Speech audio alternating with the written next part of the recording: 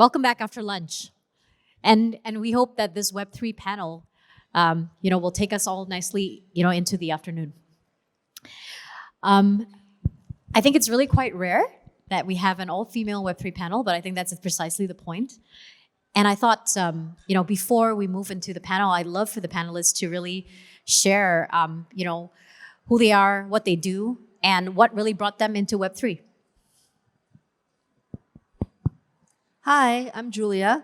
I head up ventures at AlphaLab Capital. AlphaLab Capital is a digital asset-focused trading group headquartered here in Singapore. Hi everyone, my name is Irene Umar. I'm the co-founder of YGG Southeast Asia. Basically, we are a gaming guild based in Indonesia, but in the past few months have been based in the airport, so you'll see me in different countries. And what we do is essentially we are a gaming guild that open up the doors for everyone who would like to enter into the metaverse. And the reason why we do games is because everybody plays games, whether or not we admit it or not. We all love playing games in all sorts. Hi everyone. So I'm Xanne. I got into the Web3 world quite early in 2017. So in 2019, I started a blockchain telco. It's called Gorilla Mobile. I was here at She Loves Tech last year talking about my company. And the good news is we just got acquired by a NASDAQ-listed company in June. So I have completed my M&A, so now I'm starting a new blockchain venture again.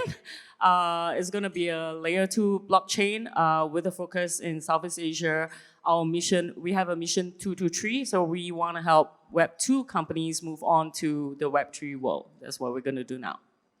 Okay, ladies, I'm going to be very honest with you. There was a lot of words there, which I think is actually hard for someone who's non-native Web3 person to digest. So let's demystify that a little bit. First of all, Web3 is a big buzzword this year, right? And what is your definition of Web3? What is special about it? How is it different from Web 2? Maybe each of you can share. Julia? Sure. So I think there's a lot of terminology which often gets used in confusing ways. So there's blockchain, there's crypto, there's DeFi, there's Web3. These terms kind of get thrown around interchangeably, even though they mean different things. So blockchain refers to the technology, right? The technology that underlies Bitcoin, Ethereum, and all the other tokens. Crypto refers to the tokens themselves. DeFi is around the concept of decentralized finance, like how can we have a financial system without centralized players like banks? And then Web3, to me, it's sometimes used as a term that means all of the above, but I actually think that that's an inaccurate way to use it. To me, Web3 refers to primarily consumer-facing applications that are built on top of blockchain technology. Super clear, thank you. Oh, me? All right. I thought he has done the hard work. Okay, so for me, we are very familiar with the terms O2O, right? Online to offline, brick to mortar to online. So that was the internet age. So at the start of internet age, nobody knows how to create the first email address. That was the entry point into a new universe that opened the whole wide world called the internet. Right now, we're at another junction to enter into something everyone calls as the metaverse or the Web3. That's why Web 2 is the online element for me. Web 3 is the metaverse element. That is something extremely new. The entry point right now to Web 3, the most difficult one that makes me feel like I was an idiot, was to create my first MetaMask wallet. I'm not sure how many people have MetaMask wallet, but the experience is super annoying. It makes me feel like I'm the most stupid person in the whole planet. And that I experienced that when I first created my first Yahoo email. I was asking my cousin, what the hell is this? Irene, I feel a little bit better because I struggled with MetaMask, honestly, just to set up the wallet. And I feel a lot better because I thought it was just me being an idiot, yeah. If you do not Just struggle, use IM token is like a lot easier to use. So I've been using that since like they first started because MetaMask is not for regular people. Yeah. Irene, I think you should talk about what MetaMask is. I didn't know what it was, right? So I experienced that, right? And IM tokens, if we are into it, I think we would understand it. But for a lot of people who are not yet there, If you don't struggle with it, something is wrong. If you struggle with it, it's normal. So that's why in YGGC we want to be that friendly face. So that's the definition of Web 2 to Web 3. And for me, it's no longer O to O and full stop, but it's online to offline to the metaverse or whatever we'll call it later on. It's a new layer of what will be in the future. And a lot of talents is needed in this space to innovate. Because like you said, it's a technology as the basis of it, right? How do we build on top of this technology to improve the human civilizations, to improve our life? That's essentially it. I really like Julia's definition of Web3. I totally agree with her. It's like a catch-all phrase. But for me, I think the Web2 is an internet of information, like your emails, your Facebook, your posts, your pictures. Those are internet of information. And the Web3 is essentially an internet of values. So an interconnected system of values. So it can come out in a token format, which represent a monetary value, or it can come out as like GameFi. So I use my time to play a game and then I can earn some tokens. So that is a value which is extracted from time. And that is not available on the Web 2. So Web 3 essentially is just an internet of values. Yeah, if I could just add something to that, I think the core innovation here, right, underlying Web3 is that you can have assets with business logic baked in, right? And that's what's called a smart contract. So you can have, imagine if cash, like a dollar bill, had some logic embedded in it that says, if this happens, then I get transferred from Julia to Irene. That's fundamentally the cornerstone, and it's very powerful. So I'm hearing, by the way, this is very, very enlightening. So I'm hearing a number of things, right? I'm hearing a new form of internet infrastructure, which allows you to hold assets, right, in digital form. I'm hearing, basically, so when I think of Web3, I think of Web 2, the move from Web 2 whereby you have an address, an email address, and to Web 3 where you have a wallet. You have a wallet address, for example. And because that wallet allows you to hold assets or as a gateway to sort of other blockchain applications, right? So can I ask you all, was this journey into Web3 to where you are today accidental or intentional? How did that happen for you, Julia, Irene, Xanne? Sure. So I started my career in what's now called Web 2, what was then just called tech. I graduated university the same year that the iPhone was launched and Facebook was brand new. And, all the companies that were hiring were in tech. So I went into tech. And I was in tech for over 10 years. I worked for a number of companies in early stage, between seed stage to Series B. The latest one being, based out of here in Singapore. And then in 2017, two very close friends of mine, who one came from a finance trading background and then the other one from a product background, we saw the opportunity to start trading in cryptocurrencies, right? So that's kind of how AlphaLab Capital got started.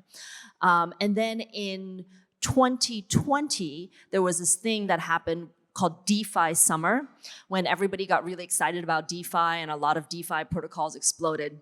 And that was when we really got excited about the potential of Web3 because of what I spoke about earlier, this idea that you could have an asset that doesn't just sit there, but that you can program business logic into it.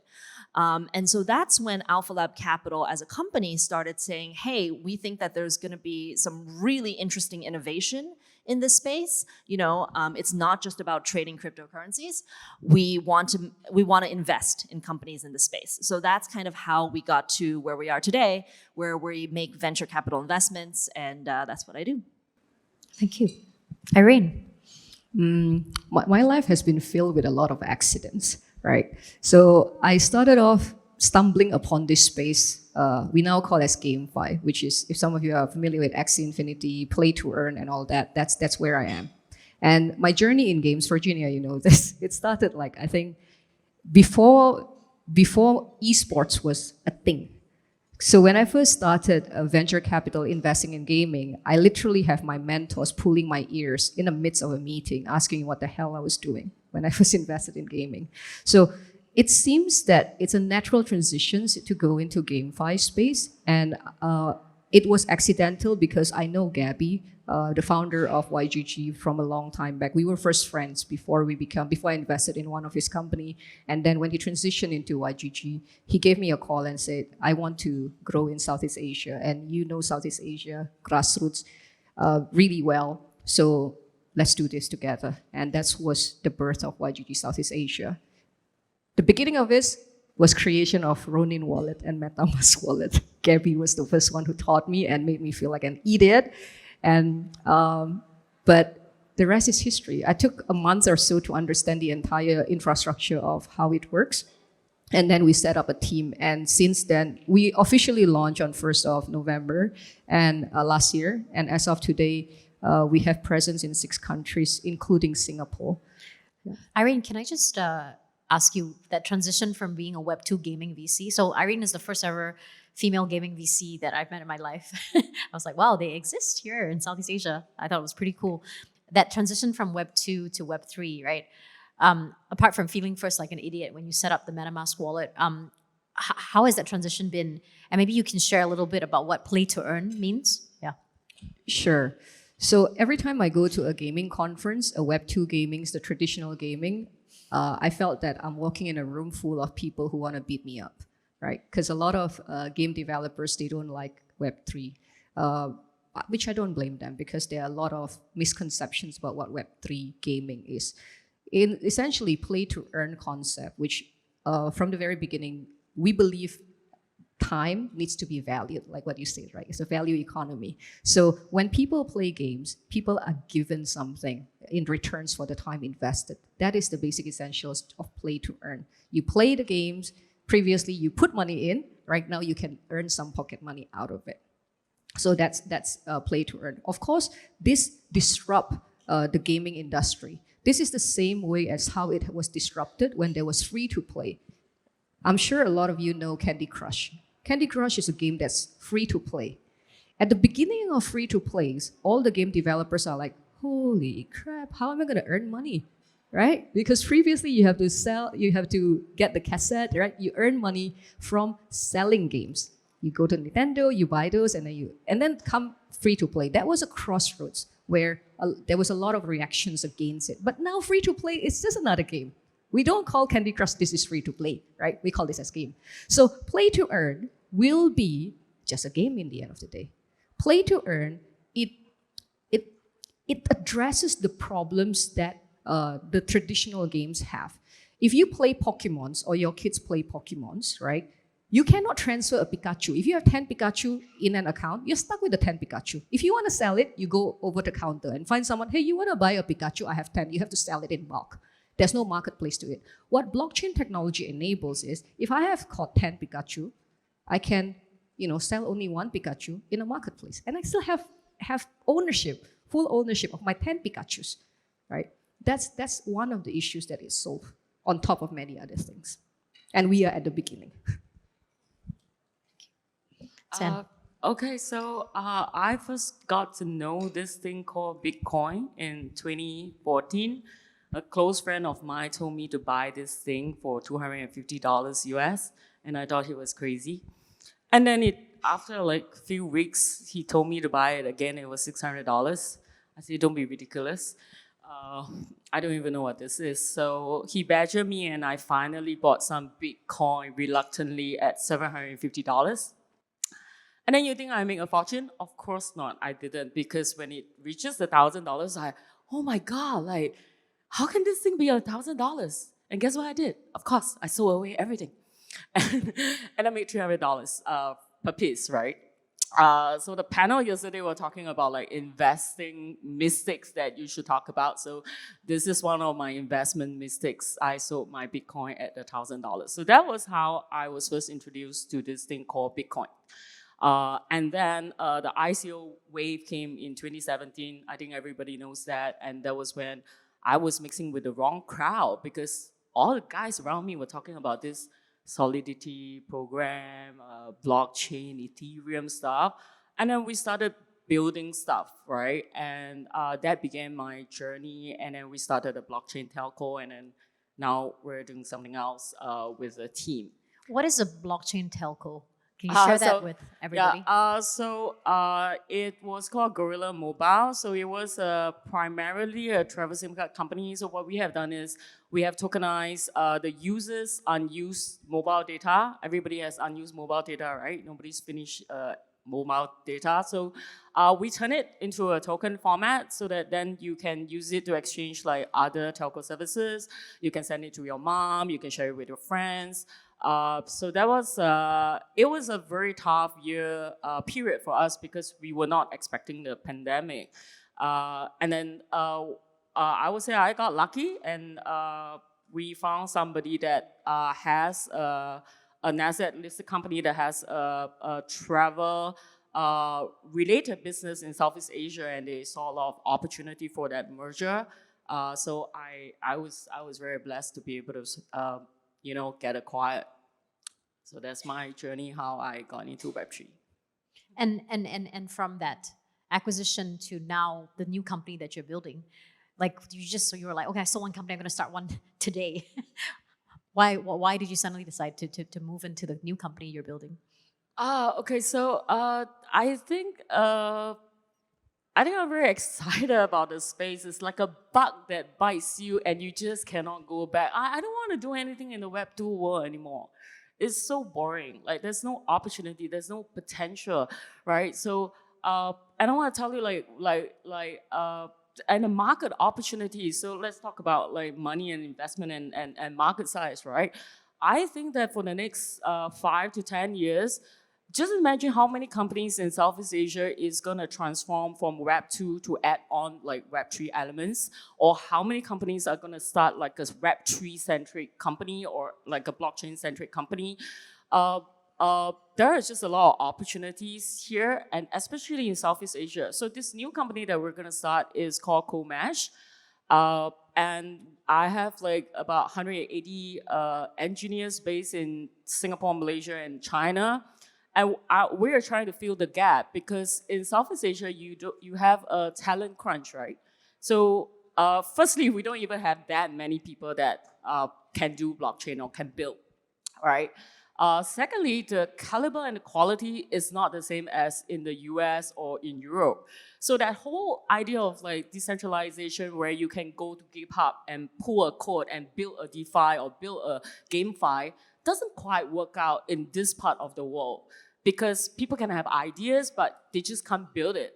So what we are trying to do, like with my 180 men, and we're trying to grow that to like maybe 500 or 1,000 engineers here, is that we could actually build it for you. So I've been in the scene for a while. So there are a lot of talk. So people give like advisory. We can tell you what's NFT. We can show you how to do tokenomics, go to market, exchange listing, blah, blah, blah, blah, blah. But they can't build. So at the end of the day, there's just a lot of talk. There's business plan, there's roadmap, there's tokens. Everybody can create a token. My son can mint an NFT, right? But there's no business logic, right? There is no commercialization, right? So there is a very wide gap, and that is what I think Comesh is here to co-found with business founders who just don't have the tech To build blockchain infrastructure. stuff, right? And we're just talking about like very, very simple stuff. You don't have to, and the market is very disparate. You have to decide, like you either eat the steak or the fries. You either be a Web 2 guy or a Web 3 guy. And it doesn't have to be like that. You can be a Web 2 guy, and then you can just like roll out very, very simple Web 3 elements, like a pilot project, and roll it out to your users or your community and just test out the market. But this, they can't even do it because what am I going to do? Like hire 5 blockchain engineers and do this? It's too costly, right? Or even if you're a big company, what are you going to do? Hire 50 blockchain engineers, and who's going to lead them? What are they going to build? What is the business objective? What is the vision for this? And who should I hire? So it's just too many things, right? You have technical lag, and then you have like knowledge gap, and then you have like how do I apply the business application on the technology while everyone is just trying to struggle to understand what is the technology, right? So we don't even have time to talk about that. So moving on to opportunities in Web3, right? So, okay, now we have an idea of what Web3 can consist of, but let's talk about what do you think are the core use cases for, you can say for blockchain or in Web3. What do you think are going to be the biggest opportunities for Web3 in Asia? Julia? Sure. So opportunities for blockchain, opportunities for Web3, I think there's a lot. So one of the primary applications that we've seen for blockchain technology is decentralized finance. And I just want to make something very clear. Decentralized finance is different from cryptocurrencies, okay? Trading Bitcoin is not DeFi, it's not decentralized finance. What decentralized finance means is having the ability to lend or borrow, having the ability to trade without a centralized party involved, without a bank, without an exchange, without a centralized exchange like FTX.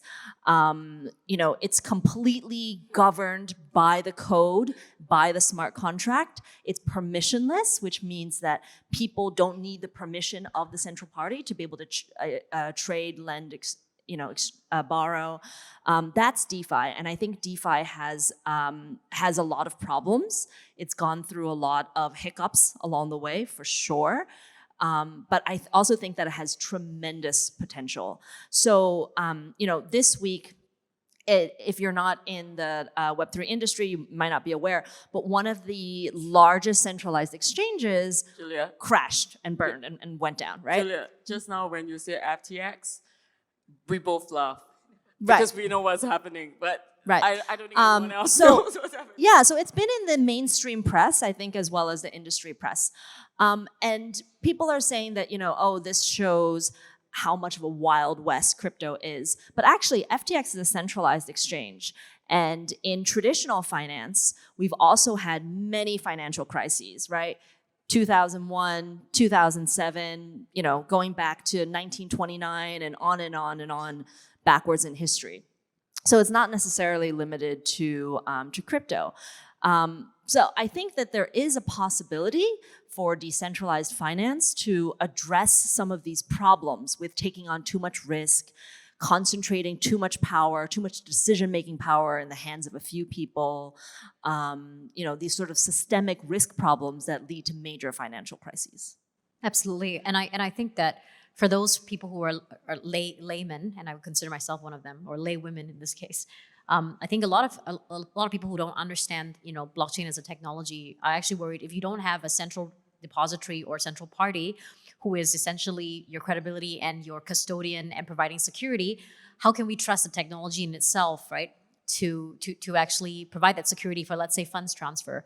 And I think these are some of the things which, for example, DeFi will need to address, right? Like, how do we know we're not going to be hacked tomorrow, right? Because there's nobody controlling. And if we do get hacked, who do we go to?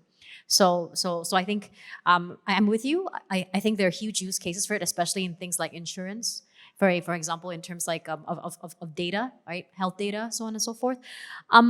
Irene, for you, what is the biggest opportunity in Web3? You're going to say gaming. I'm trying my best. I also think gaming's a big opportunity. I also think gaming's a big Yeah, opportunity. me too. You know, Make loads of money. no, but you know why gaming is gonna pick up? Because I always believe that gaming is a birthright of every single human being. We all stop I don't have kids, but we all stop our children, right? Stop playing games or you're not gonna be great. We all experience it when we play games. So the society construct is that we shouldn't play games, right? But it's a birthright of every single one of us. And that's why gaming is such a big thing in the adoptions of the Web3, because it enables everyone to start playing games again and have fun in life. We are too serious. We have to laugh a little bit and have fun. That's what gaming is all about. But in the past, gaming has not given the economic of value creations unless you're the top de la creme, meaning you are the esports player, right? But right now, there's the chance. For me, gaming is a gamification of education, educating for mass onboarding into the new world called as the Metaverse. But coming back to opportunities, I'm trying my best to be diplomatic and not say the wrong word because this is recorded, right? Especially when we touch on decentralized finance. Now, things happen for a reason and things are created for a reason. So if we want to talk about use cases, I'll go back to the very simple things. how many of us have been conducting international transfer of fund? I'm sure a lot of us. Thank you. The moment we press send, we don't know what happened. We have to call our relationship manager or the customer service hotline, right? And sort of ask like, where's the fund? We don't know. What blockchain technology enables us is to be able to transparently see where the transaction is and how much longer it's going to take. If we want to speed it up, we increase the transaction fees. The transaction fees are not fixated, and it's not fixed by any central person. That's a centralized financing.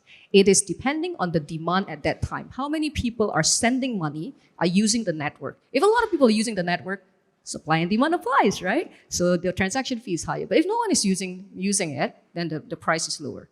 A simple things of transferring money could be transparent and decentralized. That is one of the simple use case that could be used. Now think of it in the export and import stage.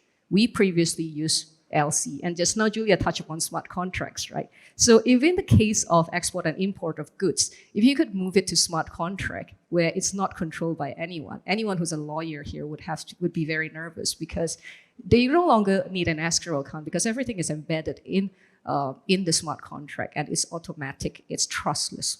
Meaning, if it happens, it happens. It's very clear. It's logic. There's no manipulations. Now, Julia touched on FTX, and I want to touch upon this. A lot of people use these cases, right? Like, oh my God, cryptocurrency is something so scary. Why is this happening in such a fast pace? It's because everything is so transparent. If there's anything hanky-panky going on, public will know it immediately. In the Web2 space, it might take some time because we don't even know what happened after we press that send button, let alone what's going on behind the screen, right? With all the transactions being very transparent, a lot of things needs to be fixed. But it doesn't mean that outside of the Web3 world, our world is really amazing.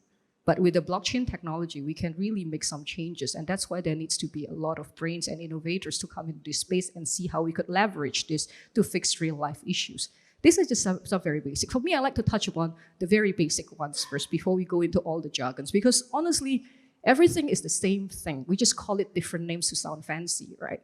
So go back to the basics really and use the technology. And if things like FTX happen, I would ask myself, yesterday I was just taking a step back. I'm like, my goodness, this is like a fishbowl, transparent fishbowl of how your human civilization has got into.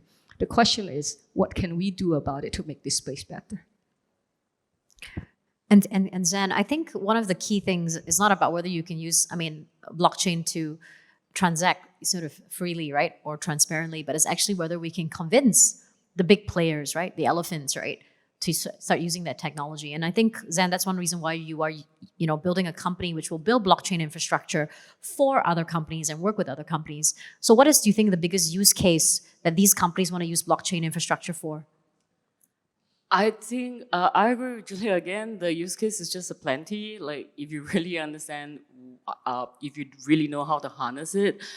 So I guess my panelists has really just given people, all you guys, like a lot of perspective into the use case of blockchain in finance.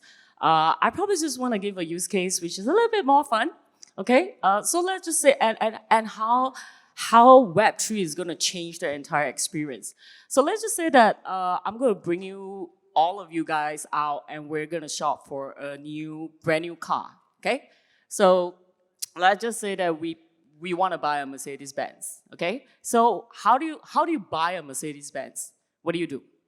You go to their website, you look at the models, you go to YouTube, you watch the $1 million commercial that they have created, like, using drones and stuff like that. And then you compare that with a few other cars, right, before you buy. Like before you go to the showroom, you play with their AR, VR modeling, and then you try to look at the specs and stuff like that. So remember, when I was telling you guys, it's the internet of value, there's Web3, and Irene just told you guys what is play to earn, right? So play to earn essentially is just time. So what are we doing with Mercedes-Benz? What are we doing? We're spending time looking at your product, looking at your commercial. And the entire Web2 advertising space is, to me, kind of very broken because I was just trying to watch something on YouTube. And then YouTube decided that I should have silky, beautiful, shiny hair in the middle of my video. I actually don't need that product, okay? So they impose the advertisement on me, and I don't know, P&G probably pays YouTube. Now so we come back to Mercedes-Benz. So we're still spending a lot of time on Mercedes-Benz researching. Don't you think that Mercedes-Benz should pay me to watch their advertisement and not YouTube? Okay, maybe you should pay YouTube something. The creation of value is not possible because Web 2 is not built that way. Now, if you are in a Web 3 world, you have firstly a delivery system or a distribution system, and then you probably want to have like a calculation system, right? So you want to calculate like how much time Xanne is going to spend watching my commercial, and whether Xanne is the right profile, like, you know, if I am the right profile, maybe you just want to give me a little bit more value. Maybe they will create this thing called Mercedes-Benz tokens, which I can collect over like my 6 months of research. Because if I'm not going to watch an advertisement, guess what? I'm going to watch an advertisement on Lexus, Beamer, I don't know, Maserati, Jaguar, Land Rover, whatever. And it makes sense for Mercedes-Benz to credit these Mercedes-Benz tokens to my account so that when I finally walk into the showroom, I can have a value back on my purchase of the Mercedes-Benz car. Does that make sense? So in a Web 2 world, Mercedes doesn't do that. He doesn't reward me for watching his commercial. He doesn't reward me for reading his brochures. He rewards people like the influencer, nothing wrong with that. YouTube, nothing wrong with that as well. But the value system is kind of broken because I'm the one that actually really needs to be rewarded. And I'm your fan, and I'm the one that's generating revenue for you, and you want me. So I think that this a little bit more fun. So we are buying cars instead of like trying to solve LC problem, because I mean we can, okay? So it's a real use case in the financial world, but I'm just thinking that not everybody is from the finance world, and if you want to have like I'm just giving you an example of creation of value. So that's time, there's effort, and it can be in different tiers, it can be in different categories, and blockchain and smart contract with a business logic, it can create value. So that's I hope it helps people understand what Web3 and opportunities are about. Actually, Xanne, that's a very powerful use case. There was a debate we had internally recently, right? Whether, if you really think about it from a business, technology business model perspective, for example, in the early days of Grab and Uber, right? You take an Uber, right? They subsidize you, give you a $10 discount, right? That's in Web 2. That is your incentive. In Web 3, they probably wouldn't give you $10. They'll give you Uber tokens or something, right? But actually, when you think about it, it's the same form of user incentive, just that the creation of digital assets actually allows you to reward people in a different way, right? Because because you can have your own token or whatever it is, and the blockchain allows you to reward certain behaviors, right? And calculate certain behaviors, and hence distribute that value or that return. The Web3 version of Grab, the prices would not be determined by Grab. They would be determined algorithmically based on the amount of supply and demand at any point in time. And everybody would be able to see and understand what the algorithm is that's setting the pricing. Interesting. Currently, I think it is set by supply and demand, but you're right. The algorithm is not transparent, so they can actually essentially charge us whatever they like. But I do believe internally it is set. One final question for all panelists. Is Web3 a force for good? Is decentralization a good thing? How decentralized should we be? Or is Web3 really essentially cementing the same biases as Web2, just that differently? I know, Irene, you are very passionate about Web3 for financial inclusion. I'd love for you to share a little bit on that, and for us to end off this way. Okay, I have 37 seconds. Okay, it's very close to my heart because I believe that the blockchain technology is one of the chances for human to raise our consciousness to the next level. We all know what's going on in the world. We all know how how bad climate changes are, right? We all know all of those, right? And then coming to finance, I mean, we all know all of those, and this technology has the potential to raise humanity to the next level, in my personal opinion. Personal experience is that using the Discord channels, which is like a chat forum for everyone to come in, people come in, they never ask, hey, what do you do? Where do you come from? The first question they ask is, what games do you like to play? Let's play together.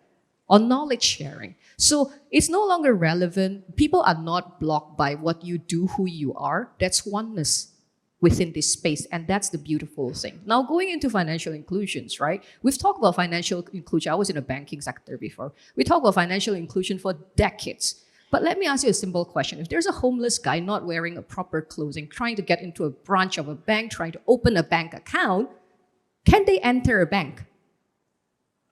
They can't. Right? The security guard is going to stop them in front and say that, sorry, you can't enter the bank. And they want to create a bank account. And we talk about financial inclusions, talking about the unbankables. When we talk about the metaverse, a lot of our community members come from the communities that didn't even have a bank account to start with. As difficult as it is to create a MetaMask wallet, a Ronin wallet, a crypto wallet, they were able, accessibility is there. So for me, blockchain is a chance of elevating human civilization to the next level because oneness is there. No longer are humans or the member of this community defined by what they are, what their background is. Everybody have a shot. I've got community members who were homeless last year because we opened it up to them. Right now, he's able to rent a small room in Indonesia. I've got a factory workers, right, who was jobless because of COVID, and today he's a YouTuber. Everybody just need a shot. And this, in the short of 1 year, I've seen that. And so even though FTX happened, it stressed the hell out of me, and a lot of things are happening in this space. It's crazy, it's wild, wild west, yes.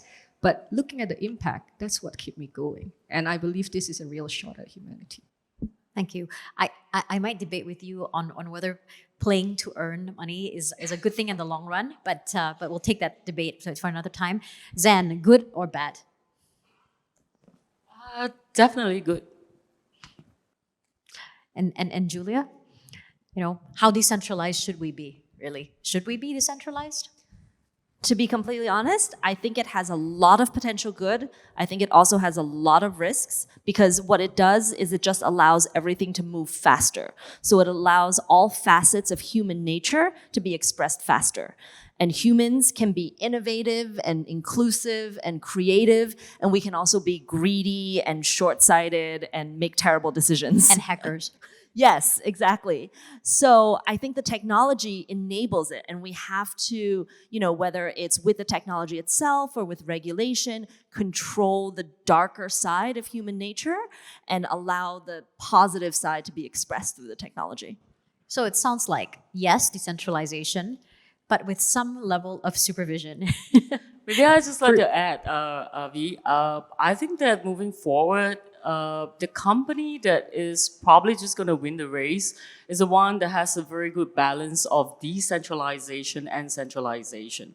So you cannot be completely decentralized and autonomous. It doesn't work. Maybe you can be decentralized and accountable. That will work, right? So we just kind of want to find that balance, and we're converging already. You can see a lot of DeFi. They are going into CeFi right now because of the on and off ramp. Okay, so that's very our world, right? So I think we will find a balance. I love that. I couldn't think of a better way to end a Web3 panel with decentralization, but with accountability. Thank you very much, ladies.